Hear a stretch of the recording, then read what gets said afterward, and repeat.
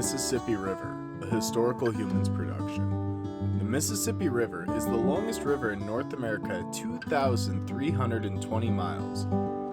Flowing from Lake Itasca, Minnesota to the Gulf of Mexico in New Orleans, Louisiana. The fourth longest and ninth largest river in the world by discharge.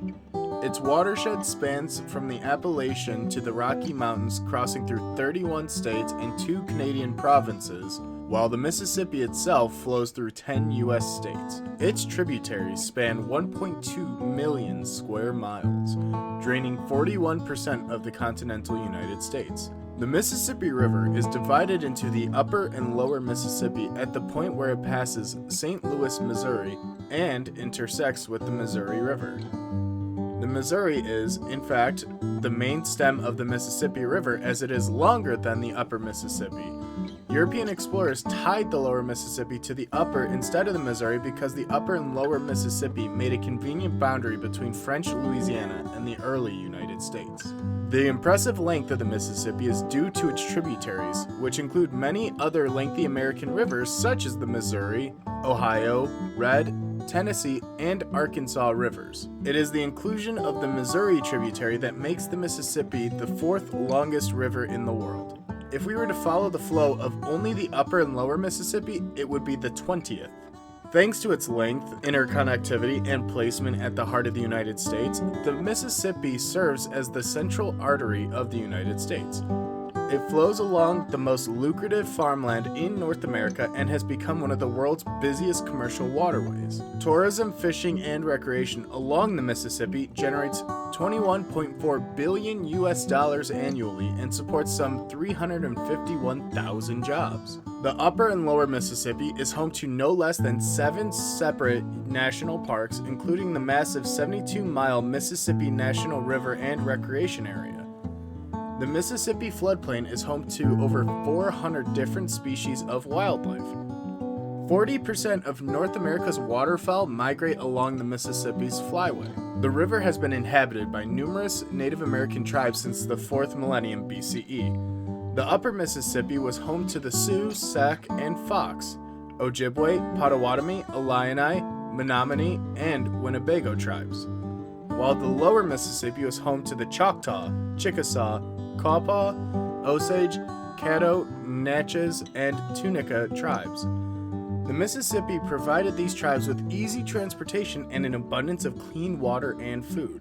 During the Mississippian period, from 850 to 1450 CE, a robust mound-building culture dominated the waterways of the Mississippi River. Known to archaeologists as the Mississippians, these people constructed monumental mound city of Cahokia, the largest indigenous city north of the Rio Grande, just across the Mississippi River from what is now St. Louis.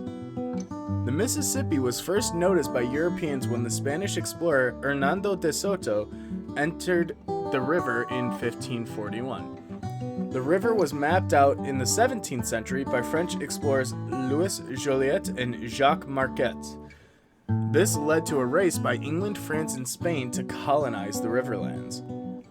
Intermittent conflict for control of the Mississippi by European powers continued until the Louisiana Purchase of 1803 and the conclusion of the War of 1812, after which the Mississippi River was firmly in the hands of the United States. The Mississippi has its own special place in the American consciousness for its association with 2 United States presidents, Abraham Lincoln, who lived much of his life along its watershed, and Ulysses S. Grant, who oversaw the Union capture of the river during the Civil War.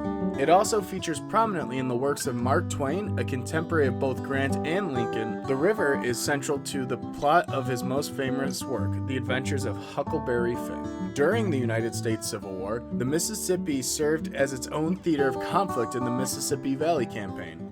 Control of the Mississippi was vital for the commercial interests of both the North and the South. Additionally, the river was key to connecting Louisiana and Texas with the rest of the Confederacy. The vast expanse of the American West proved to make the river indefensible for the South, and with the Union victories at Fort Henry, Fort Donelson, and the Battle of Shiloh in 1862, along with the Siege of Vicksburg by General Sherman in 1863, delivering the river to the north and cutting the South in two. In 2022, drought has clogged the Mississippi River. With water levels at record lows, new islands have risen from beneath the water's surface. Lost vessels and marine equipment once buried beneath the broad river have been lifted onto the shores of drying mud. Modern commercial traffic through the river has continued unabated. However, a number of vessels have been slowed by increasingly tighter and more numerous choke points along the river, with a few vessels inadvertently beaching themselves on the ever-growing mudbanks.